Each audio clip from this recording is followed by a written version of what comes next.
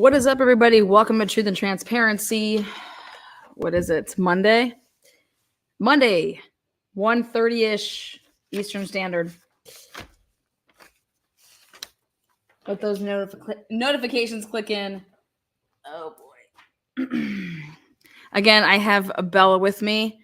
Thank you. Hi, everybody. You might want to. Okay. We have Hector here. Hello to all the mods, moderators, members, subscribers.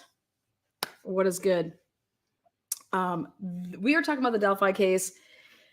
This is set to go to trial in just about a month, middle of May. 13th. Yeah, May 13th. Tomorrow kicks off the Karen Reed case. All right.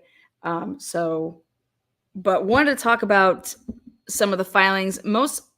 Mainly today, we're going to talk about the third Franks that pertains to these phones and just the flat out lie that is spoken about this data, this geofencing that is claimed by the prosecution. We're going to get into a timeline lies of when they knew about the professor. We're going to talk about a big depot that's being taken by Rosie in what, 3 days? Yeah, in 3 days on the 18th, and the judge granted it. So he asked for leave of court to be able to do this. We'll read that to you. And she approved it, surprisingly enough. So we've known that what a Franks is it's like, hey, you wrote, you have to prove two things. So real quick, you have to show a preliminary showing that there was false information contained in a search warrant affidavit was either intentionally included or included with reckless disregard of the truth. And then the defense must provide a preliminary showing that important information omitted from the search warrant was intentionally omitted from the search warrant or was omitted with reckless disregard of the truth. So there's two parts that you have to show a preliminary showing of, and then therefore you get that hearing, and it's basically to throw out that the probable cause, the sworn statements of officers to obtain a search warrant or an arrest. Like, yeah, no, you did those two things.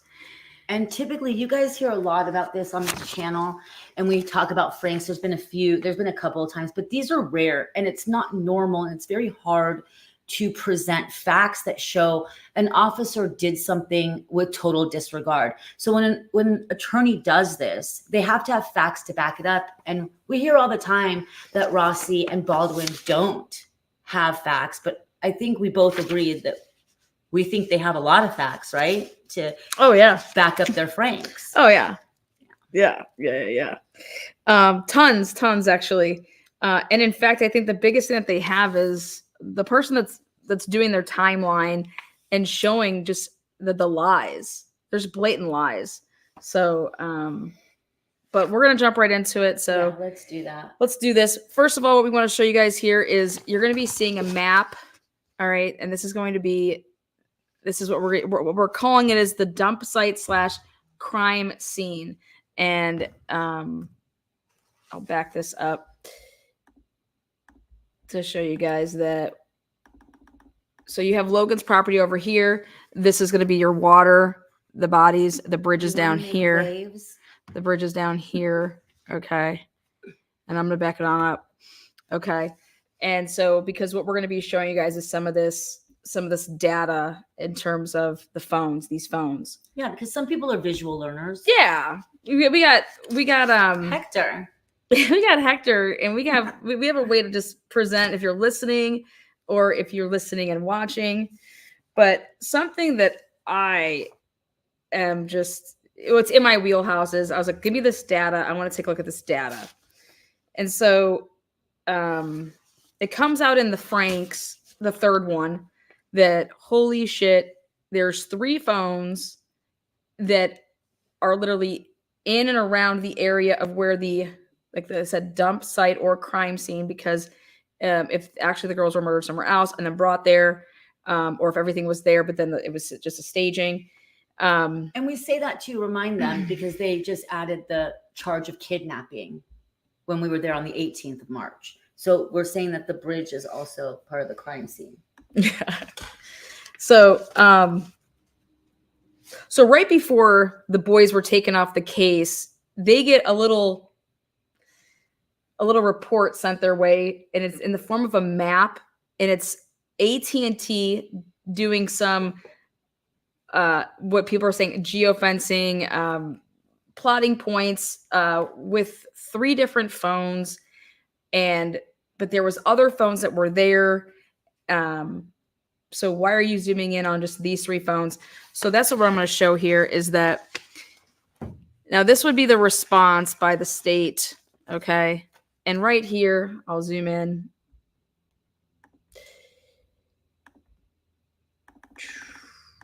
AT&T collects data from devices to include geolocation data. Now, geolocation it's for the purposes of advertising. You guys know when you ever get like a pop-up on your phone and it says something that's in your area, it's like, how do you know what you're sending me something that's going on tonight? Or it's an ad because it's paying attention to where your locations are, and then it's sending you something to go, hey, go to the sports game tonight or whatever. That's where this whole geofencing came from. It was in terms of like advertising and being able to reach a target market that is in your area for people to go, spend money at a particular place. But that's where that came from in 2012, just for the background purposes if people don't know what that is.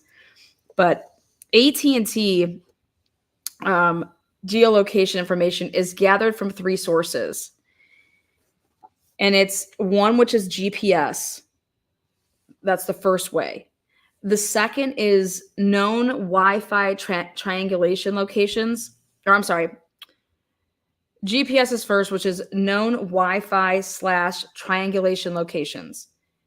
So if you have Life 360, how do you explain how it knows your path and where you were, and it has like your report of with your cell phone where you went? That's tracking you GPS. Okay.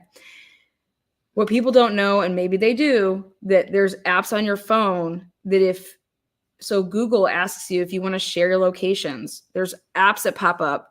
Do you want to push notification? Do you want to share locations? And if you go look at your smartphone, if you're sharing your location with X, Y, and Z, or if you didn't realize that this app does take your location and you didn't go and click to, not share locations, there's ways that if somebody was to get your phone and plug it in and Cellbrite dump it, it's going to have all of this data that pops up, and it's in the form of anywhere between a couple hundred pages, depending on how much is on your phone, or tens and 20 of 30 of thousands of pages. So the best is if you're GPS. The second is, and that's cell sites or the timing advance, which occurs when a signal is sent from the cell tower to the device and then back to the tower. Now, GPS, if received, can be very good with an estimated accuracy range of 3 to 15 meters. So I went ahead and did all the math here for you so you know what we're dealing with. Because I deal with feet, okay? We're talking about, 1 meter is 40 inches, so it's 3 to 3.5 feet. All right. It's right under 40, it's 39.37. Yeah. So when we're talking about 3 feet, we're talking about 3 meters, that's going to be an equivalent to 9 to 10.5 feet. All the way to 15 meters, which, like I did it there for you, 50 feet. Okay. That's pretty accurate. Fuck yeah, it's accurate.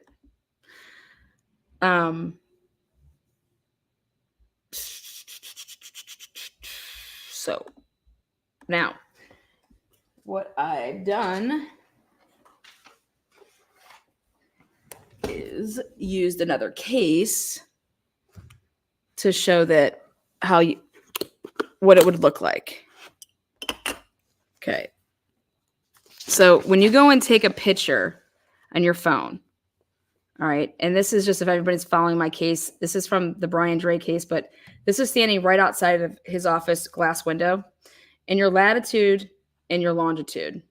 And then it says Saturday, February 10th, 2024 at 1:44 p.m. Okay, your lat and your long. Now, I went to a different location. I wanted to be in my vehicle, being right outside where this is the drive-through of the Brian Drake case. And then again, coffee drive-through right in between. It gives me my lat and long. There you go, 148. So much so that where I got all this information is here is what Life 360 app looks like. That little, right? Okay, I'm going to zoom in for you. Okay.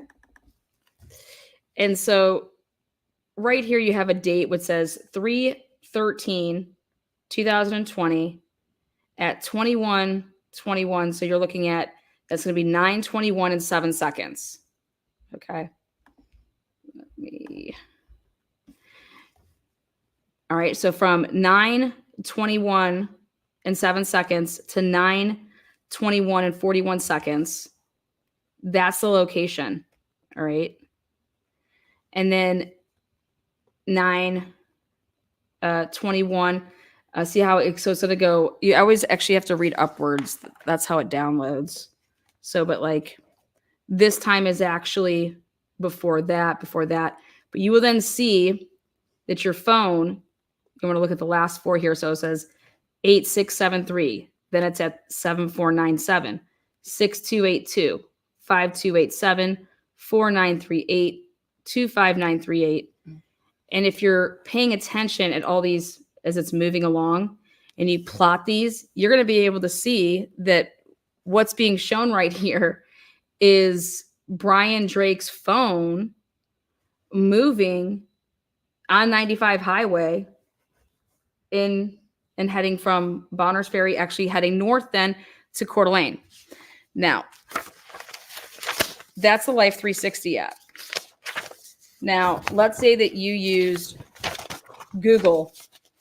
We use the email address that is on your phone. So every time you go to your phone and you hit the app button that sends you to Gmail, okay? You then are looking at this. Same thing, except this is not converted. So you have to minus the 7 hours. It's Greenwich Mean Time. So that's what she means by it's not converted. So you have, for your area, I need to usually subtract 7 for our area here, depending on daylight savings or not. But this part's important, right, Ella? Yeah, so I'm going to go over that part. Now, on and with the Life 360 that I just showed you guys. Did I leave it there? I don't think so. You took it. That long list. Oh, there it is. Sorry. How could you miss that, right? This is all, okay? This is all this data here, the Life 360 app. This is based off of GPS, straight GPS. Mm-hmm. Now, if you look over here, you're going to see how it says Wi-Fi, GPS, Wi-Fi, GPS, Wi-Fi, GPS. Like it has different, where they got the data. Different ways to get the data. Okay.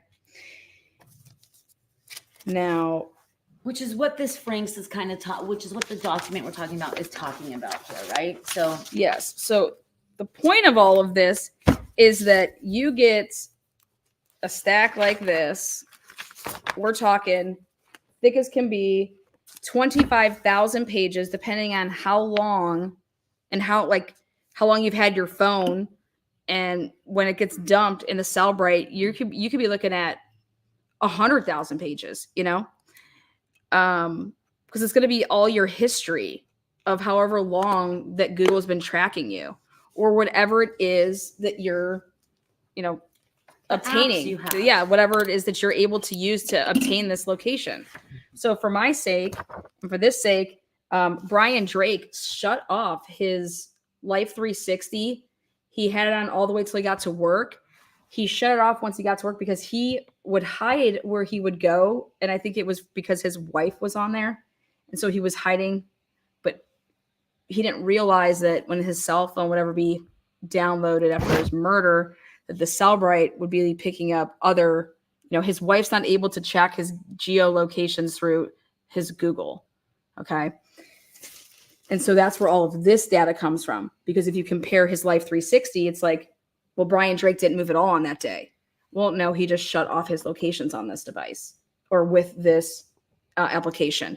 But he forgot to shut off it with this.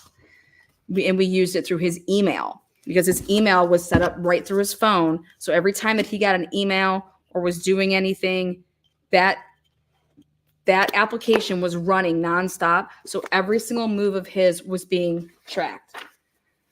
And how it relates to what we're talking about is what the state's about to tell you guys. Correct. How this all relates to everything is that I've done numerous meetings with experts in this field, and I was about blown away when I read what Mick Leland put in this document.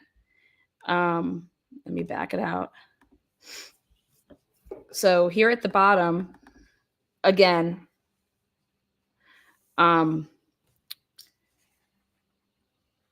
so the cell sites or timing advance is inaccurate because the geofencing data estimates where the phone is at based on how long it takes the signal to go back from the tower to the cell. Again, though, but that's if you're using Wi-Fi versus GPS. Now, when interpreting the geolocation data, you can only consider that the device is somewhere in or near to the estimated range area that AT&T provides. So this is just straight with AT&T. Thus, if AT&T geolocation in a geofence provided a Wi-Fi location with a center point on the Carroll County Courthouse. Nice. Good job doing the drawing of the courthouse. Okay.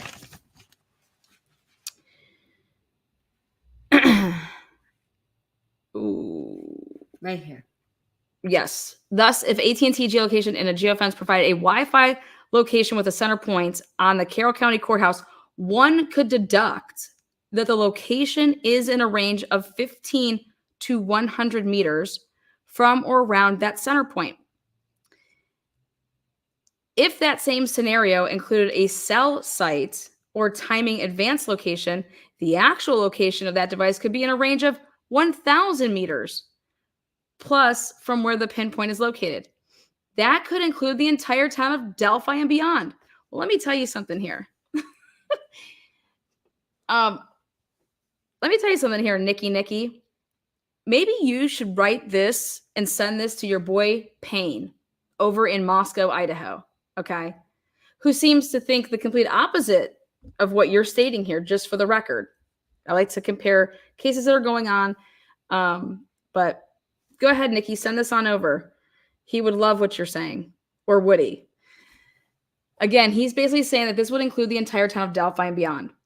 Because he's trying to say about cell towers, cell sites. Well, yeah, but that's not what we're talking about. Cell towers, and if you use that, and if you're in a radius, then yeah, like that's what I've been saying about Moscow. You want to have Brian Kober peeing on a cell tower and on 12 different occasions, and you think that you're going to be able to say that he was at where now? No, that's not how that works. Not if you're using cell towers. Cell towers just put you in this radius with 40,000 other people. But GPS, no. GPS is gonna put you. We're talking steps, okay? So when a person is in a rural area, oftentimes GPS and Wi-Fi location services are not available, but they are. In this case, they were. In Brian Kober's case, they are. Therefore, AT&T must resort to cell site location data. This is not an accurate way to pinpoint the location of a device. No shit. But you're comparing right now, McLeland, that's not what they did. And that's not what the map says that they did that was provided to the defense. Further, now this is where I lost it. Further, geofencing does not track movement. So the fact that a pinpoint moves within a certain area is not indicative of the phone moving within that area. I had to read that 10 times because I said, Bella, can you come over here? Is this really what this says? And she's like, that's really what it says. And I said, okay, well, then I have a huge problem because this is what it means. A geofence is a virtual fence or perimeter around a physical location. Like, think of it as a dog fence that you don't see, but that can zap you, okay? There's that fence there, but we just can't see it. You know what I mean? And it does zap us. So like a real fence, geofence creates a separation between that location and the area around it. Unlike a real fence, geofencing technology can also detect movement of mobile devices inside the virtual boundary. Thank you. Wait. What again? It says further, geofencing does not track movement. So the fact that a pinpoint moves within a certain area is not indicative of a phone moving within that area. This is totally not true. And now I know why he has no exhibits, no reports that state any of this stuff, because none of it's true. And I'd like to remind everybody that he's on a $2.1 million budget to try this case, whereas the defense has not been paid in at least 5 months for their experts. They've been continuously asking.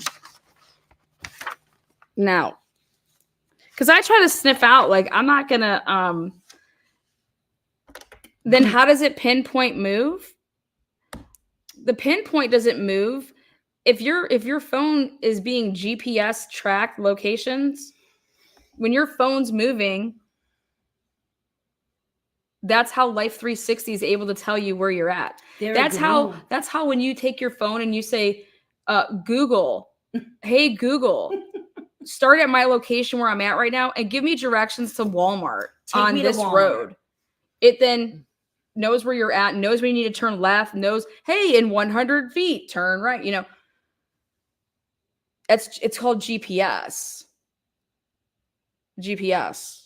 And so there's a difference. And so when you get the data back, your data, if you're able to see something like I just showed you, where you're having a latitude and longitude that's moving every time that you're walking around with your phone. I was in this spot, you know, at this time. Then I walk over to my neighbors to borrow some eggs.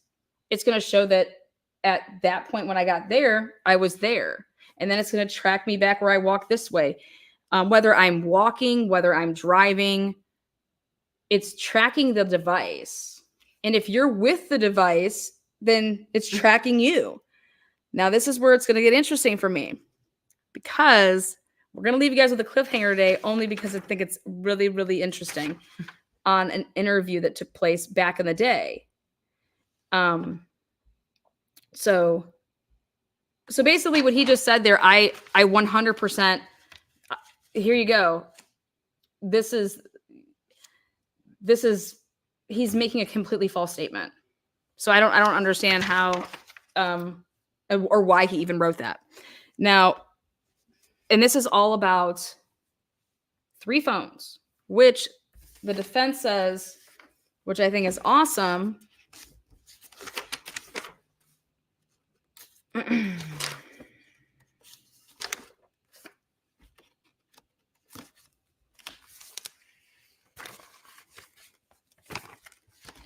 want to use right here. Okay. Included in this discovery received nearly 10 months late. Okay. So they were supposed to have this information over to the defense by December 14th, 2022. So this was turned in late. And that would be Liberty German's phone dump. So the Cellbrite. And this includes the famous Down the Hill video. This is for 8 here. The phone dump contained very interesting information that the defense had approximately 1 month to investigate before the prosecutor requested the defense be kicked off the case. That's important, you guys. Okay. The defense should have had this key piece of evidence to review and provide its experts no later than December 14th, 2022. Now, this is aside from these 3 phones. But they've had that from jump, and don't give it to, that's just wild to me, right? It should be wild to anybody. Now. Okay. Now, after the Indiana Supreme Court reinstated the defense team received the geofencing data in the form of charts and a map. Let me show you what this looks like. It's going to look something like this. Okay? Just like that.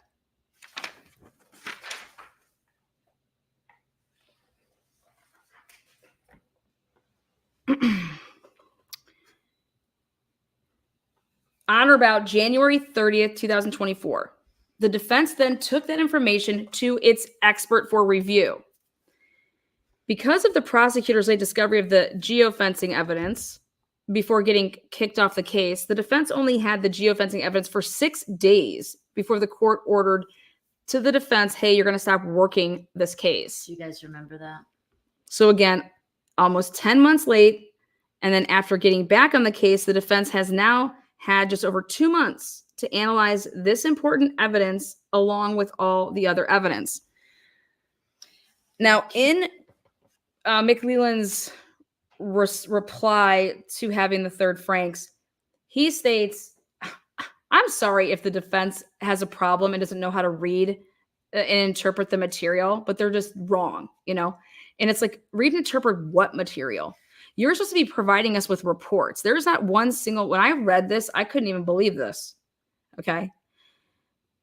The defense should have had this evidence on or before December 14, 2022, and therefore is doing its best to analyze this geofence data and has based its interpretation of said evidence on its technology expert, who was providing opinions without the benefit of law enforcement reports that interpreted the data.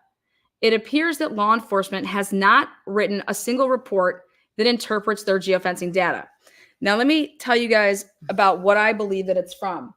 So, for example, in the Brian Koberger case, Idaho 4 case, a search warrant went out right away to the cell site companies like a Verizon, like a T-Mobile, like an AT&T.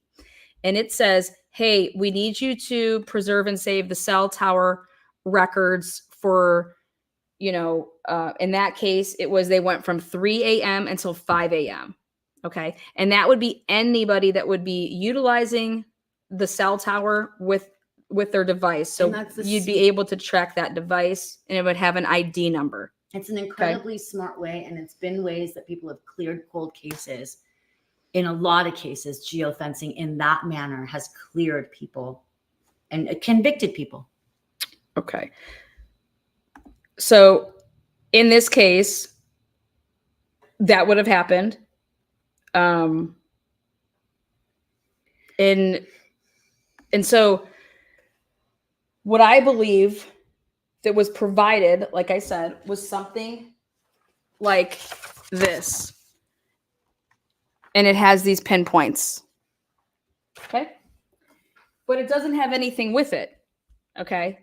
It has maybe the device ID with the phone number. But other than that, unless there may be a timestamp with it. Okay. So I'm gathering if they were able, and they talk about a 12:49 p.m. time frame and a 5:49 p.m. time frame, I'm guessing that these cell towers and the search warrants that were done were probably in a radius of, going back a couple hours to see who was at, the park / the bridge / the woods, and then past, because they don't know when this could have happened, right? So you have to have, when you're filling out your search warrant, you have to have probable cause for it. So in which they would, because they're giving this time frame of when they think that this crime happened, especially at the beginning when it was just a missing persons. But once they found them deceased, okay, and they didn't find them until noon the next day. they'd be able to 100% be able to get that from a couple hours from before the girls arrived and were dropped off to then the time that they were, found. 100%. It's two 13-year-old girls who are found deceased. Nothing could be more pressing than that. Mm-hmm. And so there's just no way that that's going to get denied. So now, this court has since denied funds for the defense technology expert to conduct further analysis on the geofencing evidence. Which is interesting, isn't it? Because in what McLeland said in the thing that in the document you showed prior to that, he basically says, hey, you need to prove your case, defense, and maybe you don't even know how to read geofencing material. And then this is what was great is how attempting to understand the geofencing data, the defense asked for any reports from law enforcement that interpret the data. Okay? Like, that's where you would find how Alex Murdoch at his trial, he had a defense expert. And then there was a prosecution expert that had an Excel spreadsheet to show you where all these phones were moving and were putting on, what time the Snapchat, what time the phone was opened, all these things to show a timeline. And you have somebody there that's explaining where they got the data from, first of all, then where they went ahead and plotted the data, which is, I did a timeline, and obviously it's chronological order. All right.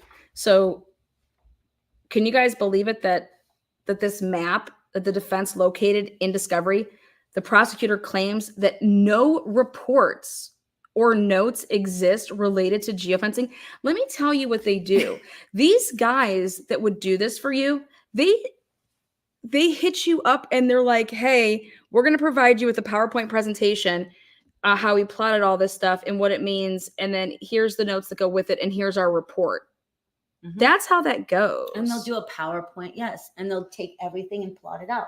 But what I find interesting is he's sitting here with 2.1 million, Nikki, and he's over here claiming, if you want to go ahead and read this part from the first one. This was also done in 2017. Okay. So we've come a long way, but you can go back. And but I'm just talking about organizational stuff. Like, you're telling me since 2017 up until the point that they got this, how is you're preparing and building a case to prosecute? How is your shit just not like so? There you go. I'll tell you how it's not. Because this totally blows up their case. This information that they're seeking out because of probably supplemental requests, probably talking and they're emailing back and forth saying, I read in this report that such and such and such and such happened. So I'm going to need such and such and such and such because it's not in discovery. So go find it, because there's reports that memorialize that there's other things. And I looked all through my stuff and we can't find it. So the prosecutor claims that there is no reports or notes existing and related to this geofencing, but the defense can't be sure. Because in the past, the prosecutor told the defense that no notes or reports existed as it related to Libby's phone dump, only to then be handed notes from the prosecution's law enforcement expert minutes before the deposition began, giving the defense little or no time to incorporate those notes into its deposition preparation. And I want to remind I couldn't even believe that. I just want to remind everybody that these defense attorneys were brought up on misconduct charges. And when me and Lana went to that courtroom on the 18th of March, the misconduct that was presented to Judge Gull of what the prosecution has done and all of these motions that have come after that, presenting and showing us more misconduct that they have done. How Nick McLeland is not brought up on charges of misconduct is beyond me and makes me sick to my stomach. Yeah, it's all gross. So when the defense asked for the names of the geofencing expert that the prosecution would call, the prosecutor initially refused to identify their expert, claiming it was not his job to provide that information. Well, yeah, it actually is. He's a brat. Like what there are deadlines for expert disclosures. Like 100%. I mean, unless Indiana is not part of the United States of America, that's not even true. So the prosecutor then stated he would talk to his investigator, Steve Mullen. Then, rather than simply identifying the law enforcement officer who did this, who performed this Geofencing evidence, this analysis, so rather than simply just identifying who this person was, the prosecutor provided the names of 4 possible experts, but still refused to identify which one of their geofencing experts that had actually done the work in that map. And that's a repeat of Turco. They wouldn't give up the professor's name, and then it comes out who it is. And they're doing why games if you have the right person? Mm-hmm. If Richard Allen is your man, why these games? And that's what we're going to get into. Now, apparently in his response motion, the prosecutor is claiming that there were 3 geofencing experts he may use, but still has not identified which expert put the map together or provided him the information he used in his response brief, which is when he was cutting them up right here and saying that, which I was just like, damn, this is wild. Ooh-wee. Right here. The defense do not understand how to read or interpret geofencing data, and once again have misrepresented the information and have put misinformation in their motion. Mm-hmm. Okay. The defense was advised on March 4th, 2023 that state witnesses specializing in geofencing data would be ISP First Sergeant Christopher Cecil, FBI agent Kevin Horn, or ISP Sergeant Pete Glogaza.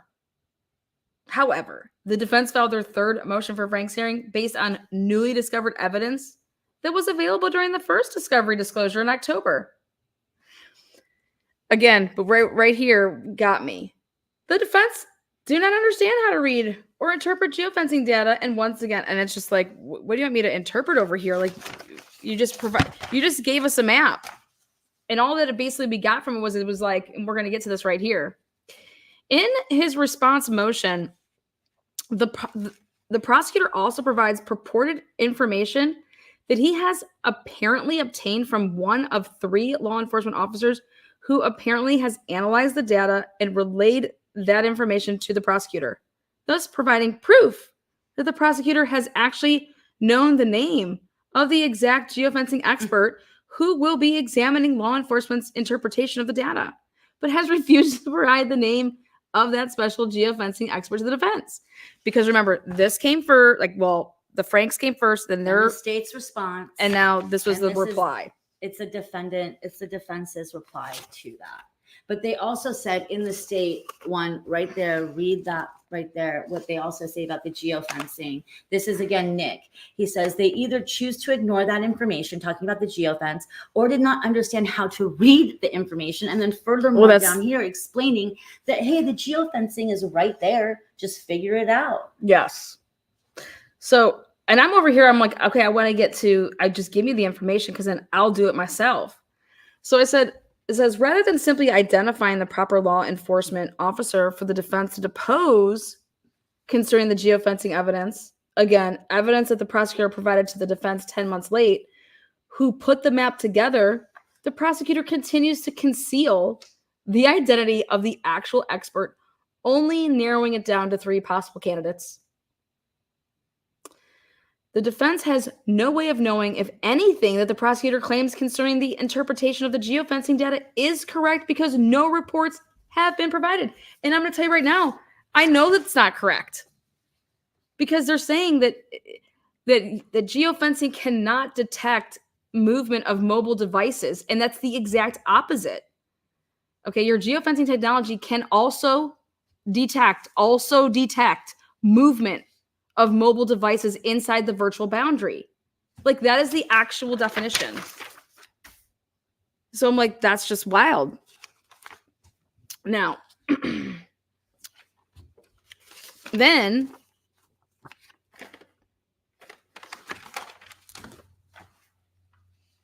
please notice on page 2 and 3 of his response brief that the prosecutor has failed to provide the name of a single authoritative report that supports his claims as to the accuracy or inaccuracy of the geofencing data. He just said he was prepared to have somebody testify to that shit. But wouldn't you just, here's the report. What do you mean you're prepared to have somebody testify? Testify to what? This reminds me of the Karen Reed case, okay? Karen Reed case, her defense team was right, all right? And the freaking frack over there, Lally and co., they used a weak-ass version of the Cellbrite material to do Karen Reed's shit. But personally, I believe that they just didn't use the right expert to dissect into everything and what they were looking for. And it actually didn't have to do with Karen Reed's phone. It had to do with Jen McCabe's phone. And that's important too, is giving the expert the right information to dissect and get the info to you. Yeah. So let's see. Right here. So again, that supports his claims as to the accuracy or inaccuracy of the geofencing data, while the defense has provided 126 exhibits to back up their claims in Frank's one alone. Can you believe that, you guys? No. At the time, the state of Indiana has provided to the defense a map constructed by someone that shows that 3 phones were in the area of where the bodies were found, moving in and around and near the crime scene at a time that the murders would have been committed according to the state of Indiana's timeline. And they word it that way for a reason, because that is exactly what it is. It's the state saying when this all occurred, okay?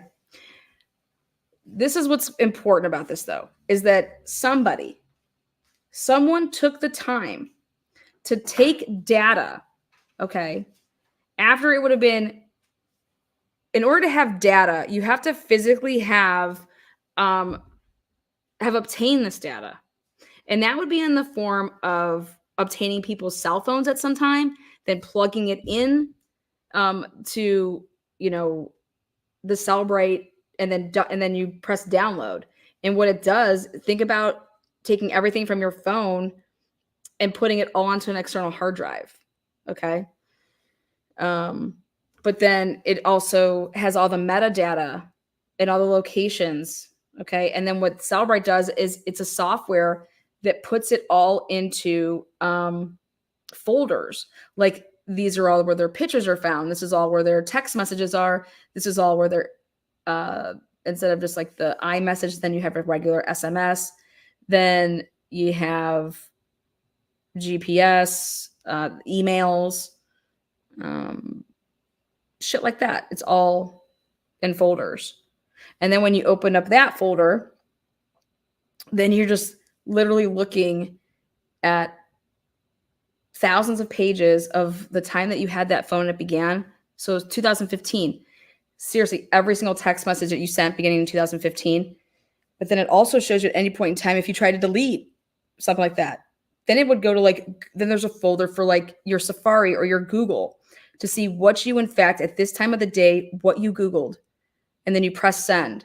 Okay. And then it tells you at that point you were looking up porn or you were looking up this.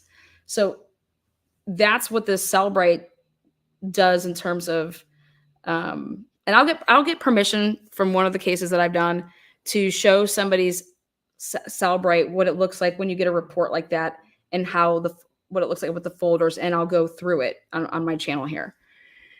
But this is really important, that someone took the time to take the data and then construct that map, but they only use those 3 phone numbers and not the multiple other phone numbers that the geofencing data provided. For some reason, the author of that map focused solely on 3 phones. The coordinates provided by the state of Indiana do in fact provide the times that the phones were in the area.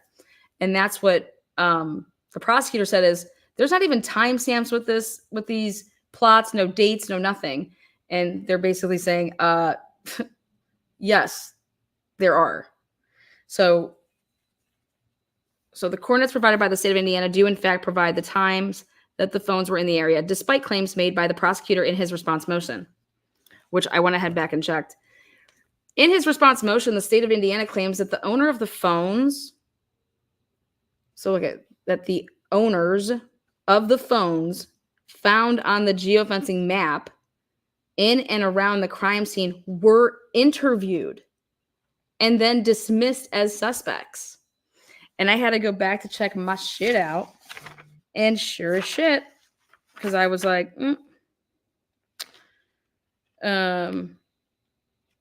right here.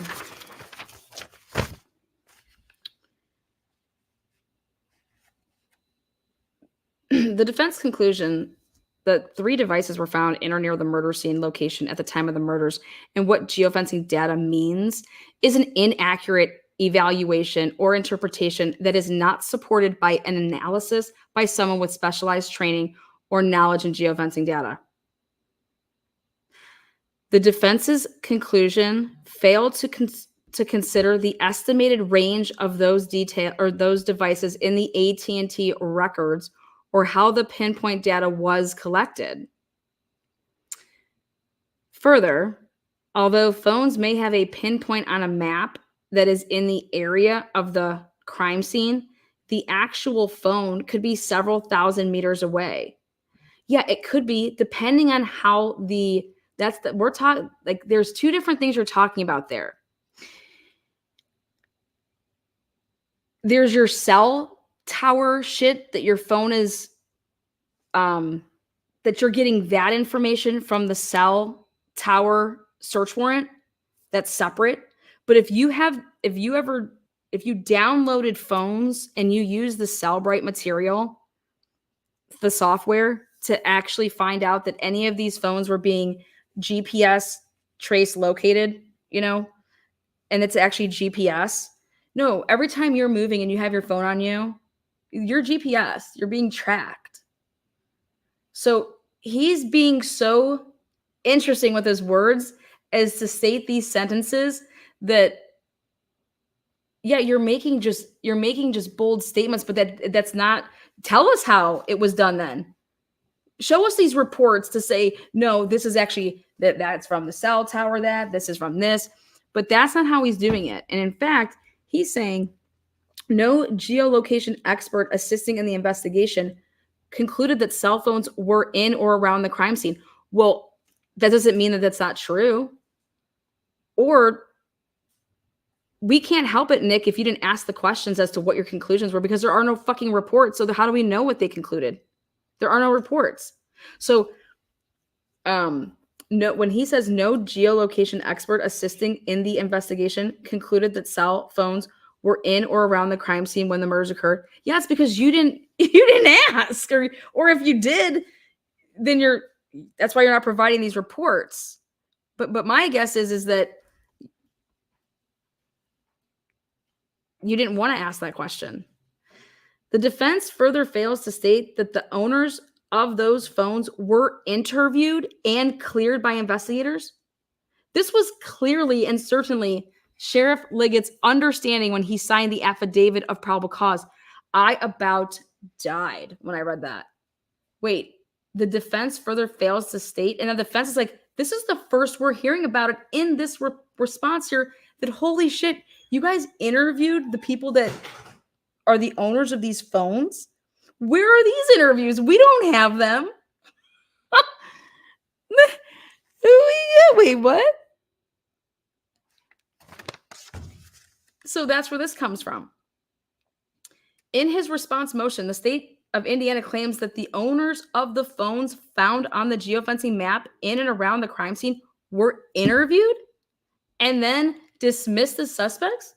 The defense has requested the state of Indiana to provide any report, video, or document memorializing any and all interviews of those persons whose phone were found on the geofencing map.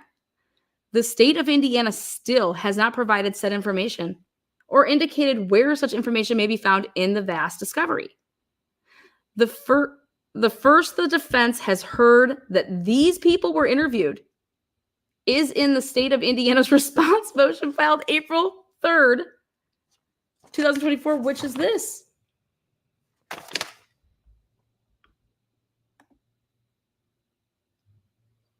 Is this, excuse me?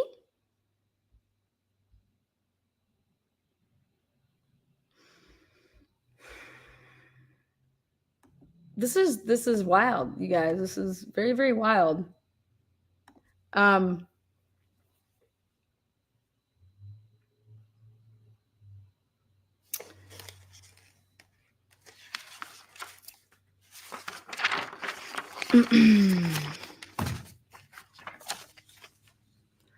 Until the defense can depose the correct geofencing expert and analyze the geofencing expert's reports, the defense can only base its conclusions on what the state of Indiana has provided to the defense thus far. The defense made it very clear in its third Franks notice that the defense, did not have any reports or information that contradicted its belief that 3 phones were in the area of the murders, but that the defense could be convinced otherwise once the prosecution provided more information or the name of its geofencing expert. Additionally, because the defense has no further funds for our tech expert, the reliance on the prosecutor to provide reports and to provide the name of the correct geofencing expert is even more vital. It should be noted that the defense is attempting to raise funds for the variety of experts needed for Richard Allen's defense and does not know if the tech expert can be afforded even with the money thus raised. You guys, this is wild. Geofencing is a very complicated discipline and requires experts to train the attorneys so that they can ask good probing questions that will then help the lawyers and jury understand better the geofencing evidence. They're being kind when they're saying that. Because to me, it's more about the data on just where you got it from. Because once you're given the latitude and longitude points, and you just need to know how they were obtained, if it was through GPS, if it was through Wi-Fi, or if it was through cell tower. And it tells you if and in fact you were provided with that, information. But now let's talk about these 3 phones. Let's talk about these 3 people. Let's talk about the times.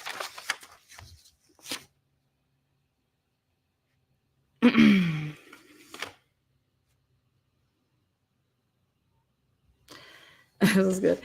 In his motion, the prosecutor assailed the defense's attempts to understand the geofencing data.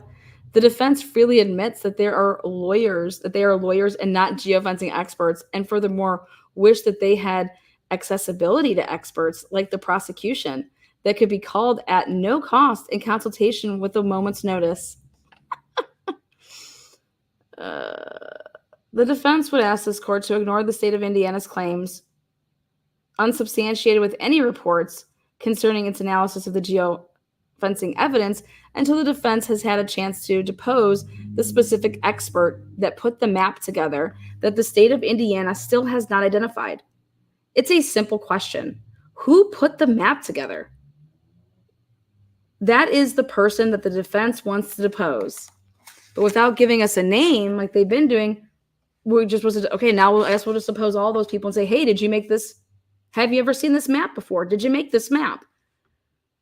When were you first contacted to do anything with this case? The defense implores this court to review the evidence provided in Franks 1, 2, and 3. Now, I implore us to do this.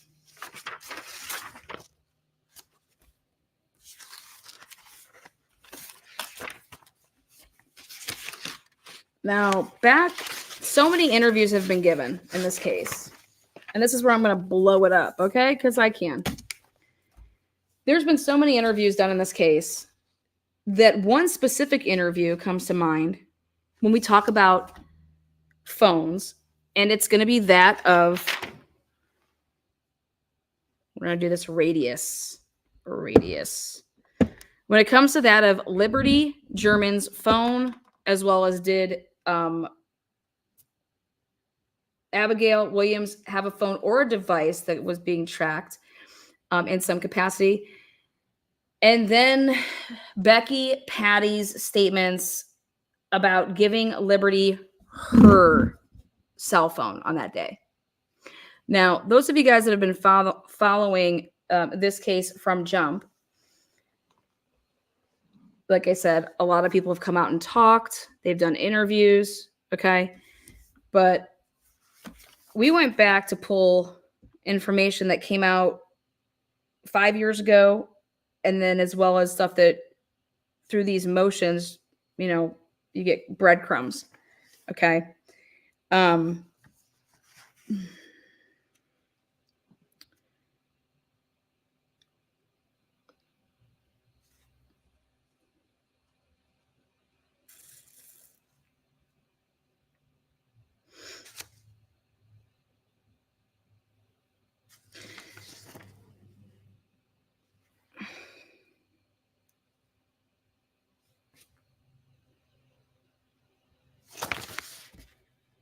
When the prosecutor says the defense admittedly speculates that a map with 3 phone numbers is geofencing data that provides evidence of any of the 3 scenarios, which is 1, that people are walking around and witnessing the murders and none of them identify Richard Allen. 2, the person or persons walking around saw nothing because the murders did not happen on Friday 13th, 2017. Or 3, the persons walking around committed the murders. This, of course, promotes the defense's theory. Unfortunately, the defense do not understand how to read or interpret geofencing data and once again have misinterpreted the information and have put out misinformation in their motion. Okay. So what we're going to do here is to show what Nick wants us to believe. At 12:39 p.m., we have it here that phone 1 and phone 2 arrive. Okay. Now, do you guys remember in these different interviews, this is phone 1 and phone 2. Okay, they arrived 12:49. I'm going to have to use this.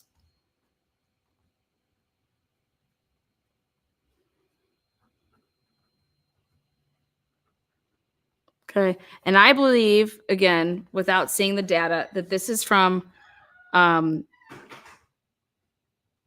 cell towers, unless once you would get the information off of the cell tower, then when you actually did an interview with the person and you downloaded their phone and the contents in that phone, that's when you're doing a cell bright, which is GPS. If you can get your hands on someone's phone and you can put it through Cellbrite, you're then going to be able to, hey, we got your phone number because you were within this radius of time.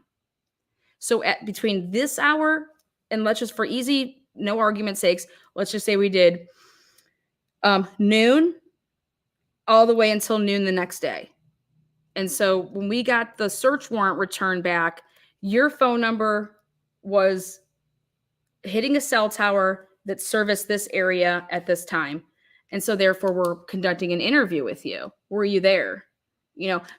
But normally cops don't come so truthful and say that, hey, they're going to lie and say, hey, we got an anonymous call and a tip that said that you were out at da-da-da and that you were acting suspicious. Where were you on such and such day? Versus saying how they truly got it, which would be from the search warrant of the numbers that came back. So, but what we're told is that, and it would be true, law enforcement, you had a ton of numbers, and that here, the person that you had do this for you at some point only cared about 3 phone numbers. And it says that 12:39 p.m., phone 1 and 2 arrive. 3:57 p.m., Derek calls Libby again.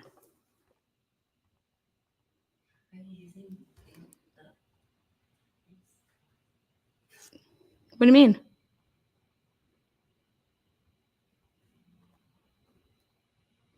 Okay. No answer.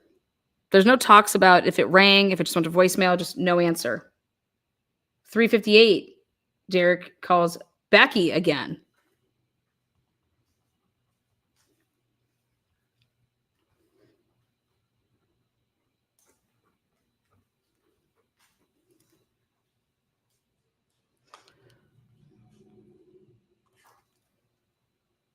4:12 p.m., Becky calls Kelsey, voicemail.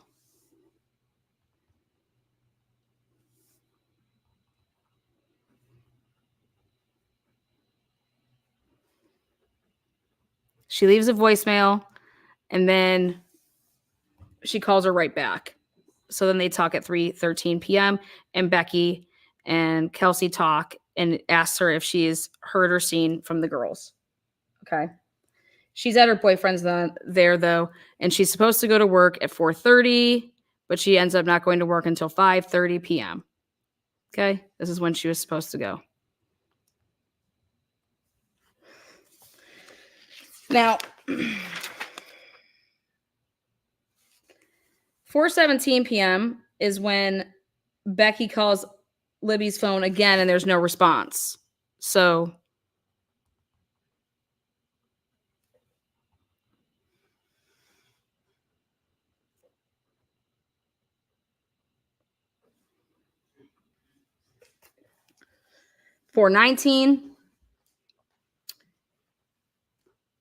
I'm sorry. Then after she hangs up at 4:17 p.m., Becky calls a friend.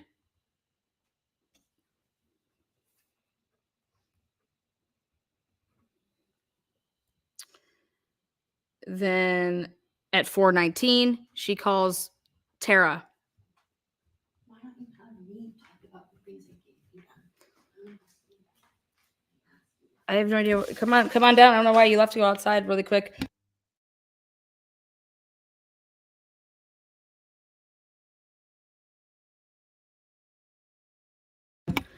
All right, so then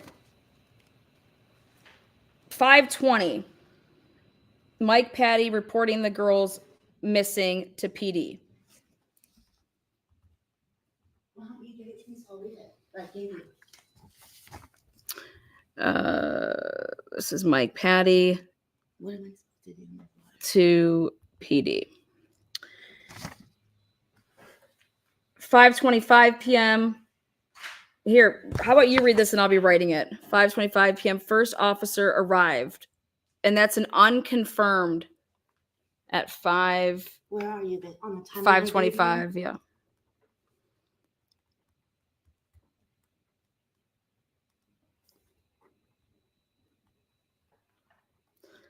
And so I want to stop here because we're going to talk about these phones. So I don't read. 5:49 p.m. 5:49 p.m. Phone 1 and phone 2 leave.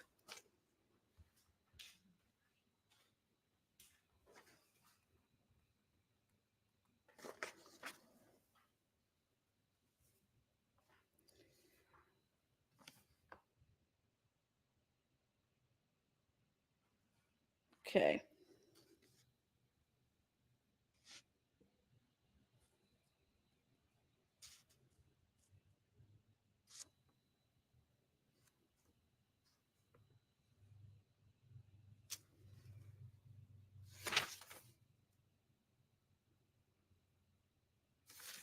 All right.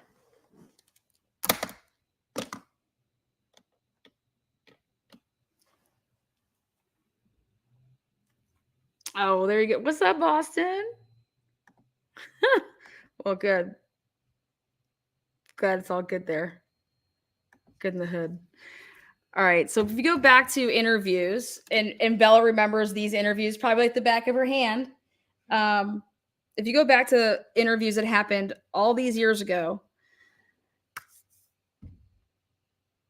if you recall, Abby and Libby wanted to go to the Monon High Bridge, and they knew that they wanted to go there so much so that their one friend Max told them that he couldn't go with them there because he was doing something else that day.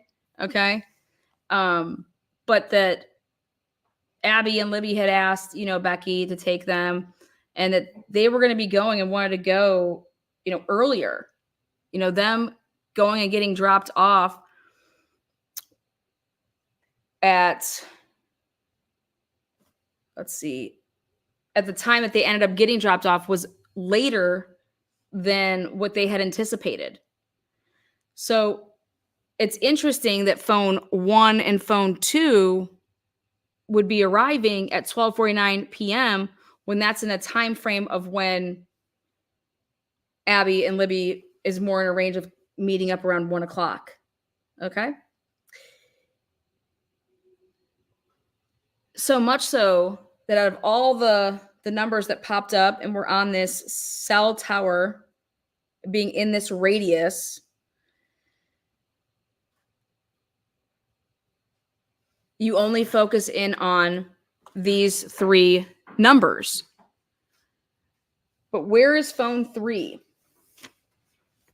So phone 1 and phone 2, they arrive at 12:49 and then leave the area by 5:49 p.m. But what about phone 3? Why is there no talks about phone 3? And I asked Bella earlier, I said, what do you think about the reason that maybe phone 3, there's no mention of phone 3 leaving, is because if phone 3 never left? What do you think about that? Is that at all possible? Oh, am I allowed to talk now? Sure, if you want to. What do you mean? I thought we were doing I'm just what do you think about that? What if phone 3 never left? Is that at all possible? Could phone 3 not leave? What do you think about it? I think that it's. I mean, you want to talk about it? I think that's a possibility. That's a possibility. If phone. Why is there no talks about phone 3 here? Is it because phone 3?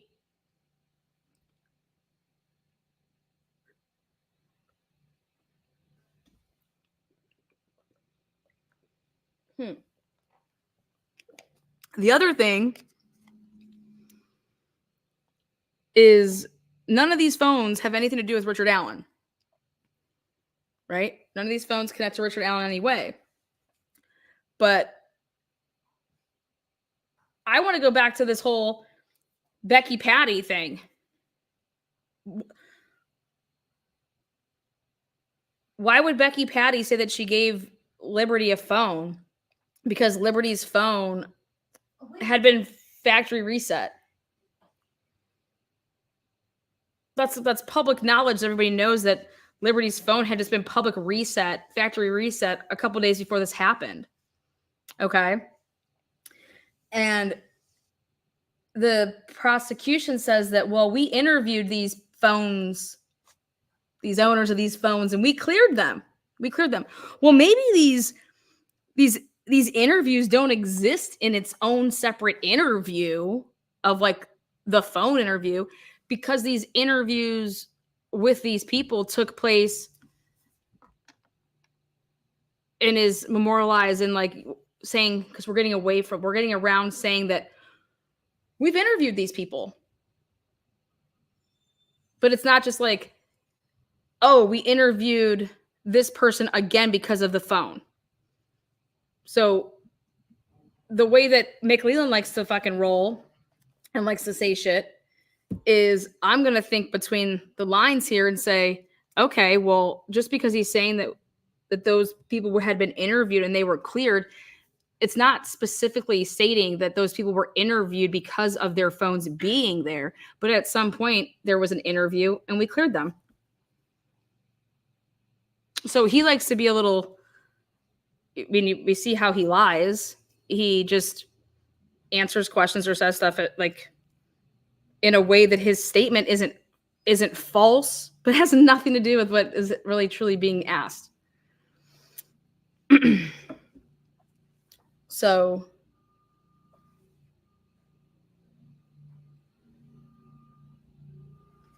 how many phones did Becky Patty have at that time? I don't know. How did she call Tara if she gave Liberty one of her phones? And if she gave Liberty one of her phones, then wouldn't Liberty have two phones on her if she brought her phone and one of Becky Patty's phones? Well, you're already saying she has one one of her phones. So obviously you're saying Becky Patty has. Well, I'm assuming that Becky Patty has more than one phone only because maybe Becky Patty used a landline to call Tara, to call Derek, to call Kelsey. I mean, what phone was Becky Patty using if in fact she gave her only cell phone, which I highly doubt. Maybe she just means, well, I gave her one of my old ones, which is probably still then fine. But then why wouldn't Liberty have two phones on her then?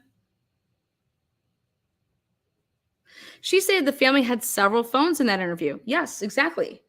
And that one of them was given to Liberty, which means that either Liberty just had that one on her or Liberty had that one and her phone. The question, that's not the question. The question to ask is about find my phone. Why was Becky Patty so intent on, we couldn't find Liberty through find my phone feature because she had factory reset that phone. So that feature wasn't re-uploaded when it factory reset. That's been Becky's excuse. Why would you use that as the excuse if you gave her your phone? Now that is the question. It's to say, why didn't you do find my phone on your phone that you gave her? Sure, but why are you talking about Liberty's phone when you're going on record stating she didn't have her phone? Why are you using then Liberty's phone? That's the question. That's what I was talking to you about prior. What do you mean when you say when you're using Liberty's phone? What do you mean by that? When people are like, why don't you come sit a little closer? Because people can't hear you. I was. Okay. You were like, so come on over. So that's the timeline I gave you right there that you just wrote. True that. I know. That's what we've been talking about. We're trying to. The timeline I gave you that you wrote right there. The point being that it is when Becky Patty was asked, why couldn't you use the find the phone feature to find Liberty? She didn't say because my phone didn't have it. She specifically said because Liberty had done a factory reset on her phone. And when she did that, she didn't re-upload find my phone feature. Okay. She didn't re-upload that app. But why is that a factor when you're saying she didn't have her phone? I gave her my phone. So why wouldn't the answer to that question be, oh, well, my phone didn't have that feature. Do you now get what I'm saying? Well, I get what you're saying, but you seemed confused. What my question is that, so should Liberty have two phones on her? Yes or no? According to who? Believe personally, the way that because depends on who you're listening to. Because I'm going based off of the motions when they said that we didn't get Liberty's dump from her cell phone. Which motion are you talking about in particular? When this motion right here, the motion that they're talking about, well, I printed out right here for you. So there's a lot. So I just want to know what motion. Oh, and I printed all these out of my. I gave them to you. Oh yeah, of course. So I just want to know which one. It's right here. It's right here to say that this is Liberty's number G. Mm-hmm. So 10 months late, we end up getting Liberty German's phone dump. So and that's the one that has the now Liberty German's phone dump, including the famous down the hill video. So if Liberty's phone had the down the hill video, right? Mm-hmm. Yeah. Is it that what was the purpose for Becky Patty to have given Liberty a phone that day? Or did she know that her phone would have been pinging all over that area? And then so therefore she had to say that she gave Liberty that phone because it's going to be pinging and GPSed all over the place over there? Because that's what kind of makes sense to me as to where now you're throwing this in that. Did that phone, if you're saying Becky Patty's is one of the three phones and it's the Becky Patty phone that she gave to Liberty, and we know what the color of that is, we don't need to say it, okay? If you're stating that is the phone that is one of the three phones, did that phone leave the area or did it stay there? I haven't said if it was one of the three phones. What I'm trying to get clarification on for purposes of right here, Liberty clearly has her phone on her because no. The reason I say that was Liberty German's phone dump including the famous Down the Hill video. So whatever phone that he's referring to right here, which Yes. he's calling Liberty, it has the Down the Hill Sure. video on it. Okay. Uh-huh. Now I think what's something that's interesting on that is that so the Down the Hill video, did that come from Snapchat or was it actually recorded? Because I was told that was uploaded and that was recorded in a Snapchat type of mode, but then it wasn't then uploaded. It was just Okay, I thought we were talking about the So, 3 phones. we So are now we are we're talking we about are Snapchat and where it's no we're uploaded? talking about this though. We're talking about Liberty clearly had her phone Clearly had a phone that they're calling that Liberty's they're phone. calling Liberty's phone. Okay. Absolutely. Okay. Absolutely, yes. And for whatever reason, the prosecution waited as long as it could to give them, which is this including discovery received late, was Liberty German's phone dump. Let me tell you what a phone dump is. That is 100% cell bright extraction. When you say that you dumped someone's phone, your phone dump is cell bright. 100%, that's the lingo for it. That means that somebody plugged in Liberty's phone, okay, the one that was found at the scene, plugged it in, and then all the contents in that phone was dumped into the cell bright software. Well, when we were there at the hearing, they did, like, going back to the phones and how many phones. When we were at the hearing, we did hear that they said they have the girls' phones.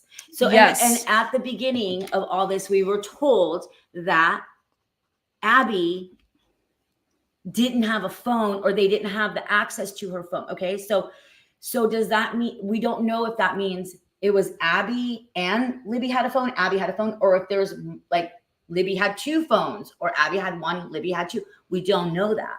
But we do know that they said that we have the girls' We have as the in girls. 2, like multiple. We have the girls' phones. Phones, yeah. And I was like, did you hear that? Because this whole time we've been told that Abby didn't have a phone. Okay. So what we're dealing with here is based on what has been said. Becky Patty puts Liberty. I gave her a cell phone to basically go to the Monon High Bridge. Yeah. And every 13-year-old should have a phone if they're going somewhere to be able to reach their parents or guardians, right? So yes, that's good. Because some people actually have to let their kids have phones, but it's just like a Wi-Fi type of thing, or that you can't here, you need this to be able to call me, okay, or your dad, or, you know, so here, take mine because you're going to need this because your phone's just used for being on Wi-Fi, and then you can do whatever with it if you're on Wi-Fi. Okay. So regardless, if Liberty leaves with 2 phones, where are these 2 phones? Did the killer think that he had her phone because he had 1 phone?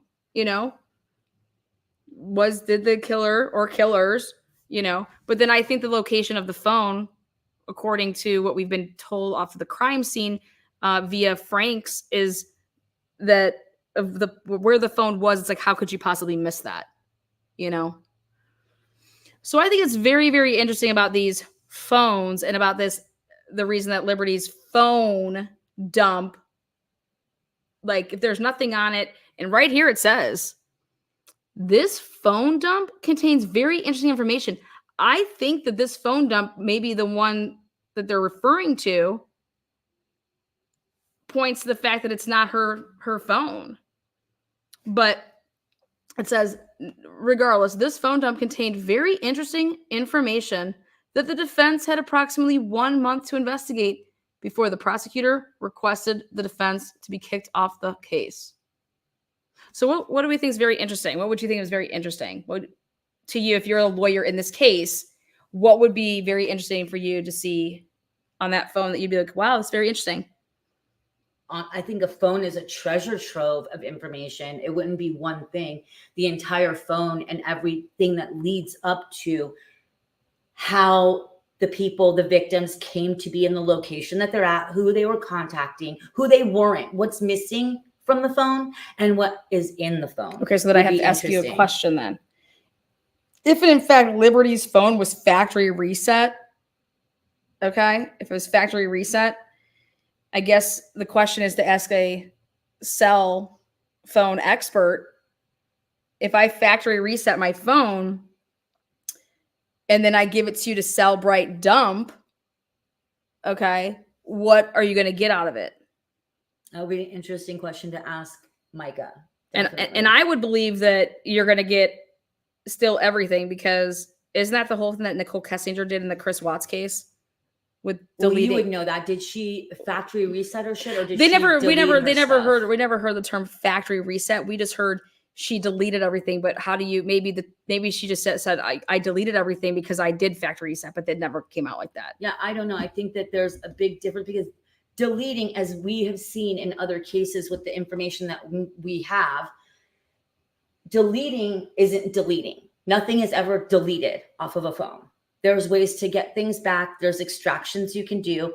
And people who are professionals in this field have apps, have programs, not even apps, have programs that are specifically tailored to extract information that's been deleted. So I don't know. Okay.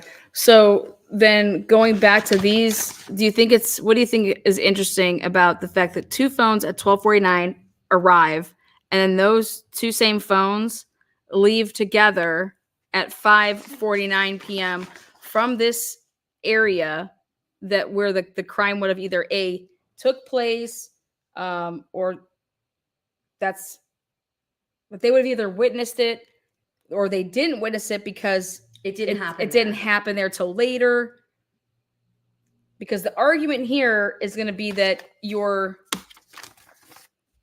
this is the most important, with everything that's just come out, this is the most important expert that the defense needs. They need a crusher in the Department of Cellbrite analysis and dumps, and how you can dig for more stuff. And we have that motion that they put in to get more money for funding for their technology expert, along with other things. And I'm sorry, they're not getting money. They're each out thousands of dollars out of pocket, Rosie and Baldwin. Mm-hmm. They haven't been able to pay their investigator. They haven't been able to pay anybody that works for them. So yes, they definitely need that. They need to be able to pay their team. Everyone's innocent until proven guilty. I mean, it's just... Yeah, when I saw all that, the number of hours and that... Right. The breakdown of the money. It's right. just... Do you want to share it? It's embarrassing. Do you want I honestly, I don't know how it's legal. I don't know how it's not a walking...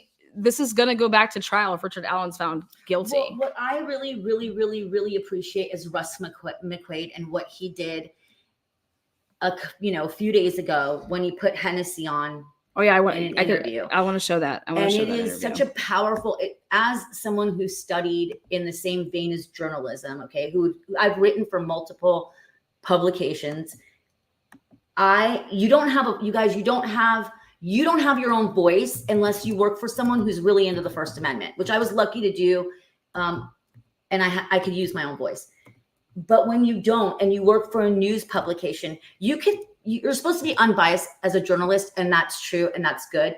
But you can't put your little take a well-written piece, and it accompanies a video. I mean, I could find it. I have it. I'm gonna share it 7 days ago. Yeah. And I think that everyone needs to hear this. And I'm so proud of Russ for putting this out there as a journalist. And here it is. Powerful. Allen's attorneys Andrew Baldwin and Bradley Rosie said they were forced off the case by Judge Fran Gull last fall, and then found themselves in the crosshairs of prosecutor Nicholas McClellan and his contempt citation. They knew they needed defense counsel themselves, and they turned to longtime Indianapolis attorney David Hennessy. Hennessy told me Baldwin and Rosie got sideways with the judge for what he called their, quote, too zealous defense of their client. They were doing too good and exposing the investigation for the weaknesses that it had. Though investigators briefed the press several times since the bodies of Libby and Abby were found in February of 2017, Allen's attorneys issued a single 3-page press release within 2 weeks of taking on his case in late 2022, throwing cold water on the evidence and the investigation. And Hennessy says that's what started the contempt ball rolling. State-sponsored media presence over the years, over 138. And the defense lawyers had one press conference, but there was not a gag order. Last fall, the defense team said it was victimized when one of Baldwin's ex-associates illicitly shot photographs of trial evidence and caused that information to be posted on social media, leading McLeland to eventually file the contempt complaint over the defense attorney's alleged mishandling of evidence. But last week, Judge Gull seemed to issue the prosecution a pass for the same type of oversight. When she ruled on the destruction of videotaped interviews, the defense team said it needs to defend its client, writing, quote, "The recordings of interviews were lost due to human error or were spontaneously lost due to equipment resetting." I think the similarities of what you've just described speak for themselves, and the discrepancy is apparent. Hennessy says, leaving the defense team up against both the judge and the prosecutor. It seems personal, but again, I don't know why. I don't know what they've done to make people so angry. Hennessy told me if the attorneys are found in contempt, they will likely appeal. And if Richard Allen is convicted of murder and his case is appealed, the tribulations of those attorneys could very well come up in that case. In the newsroom, Russ McQuaid, Fox 59 News.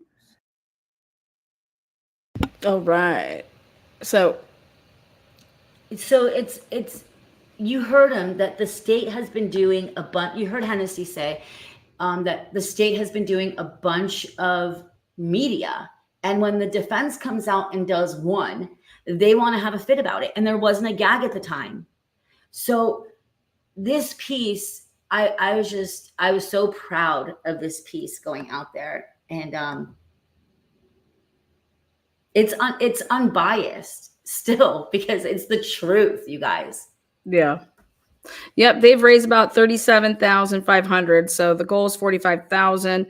I mean, this has just never had to happen. I just how the families aren't saying anything about this. Like, why are you guys doing this only so that we have to go back into a courtroom and do this all over again? Should Richard Allen be found guilty?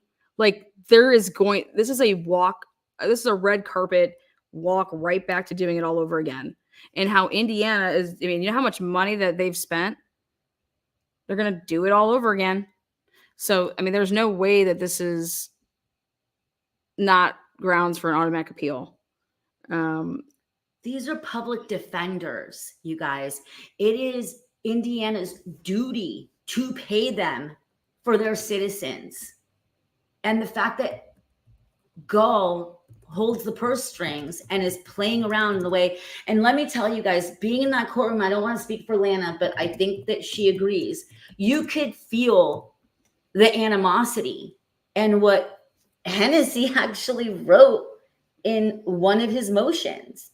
It's pure umbrage. You could feel the umbrage in there, and it's not right. This isn't justice. And I was embarrassed sitting there with these men and one woman, well, two women, if you include Gull, who are in positions to make sure justice is reached, hearing all the things we were hearing, and that nobody stood up or put a statement out going, maybe I didn't know this, but now I know it. We need to fix this. Stuff's been done that's wrong. Yep. And so I think this is a great stopping point with, let's talk about those 3 phones, yo. I think it's gonna be really important to have the right people in that courtroom to be able to truly tell you guys what's going on in the courtroom, because there's a reason that that this is not being shown to the world, and how the media is not going ham over that to say that it is 100% in the best interest of the people because it has to do with corruption. And that is a public interest. Like, that's an interest that we all would have an interest in that. Oh, they just put a motion in.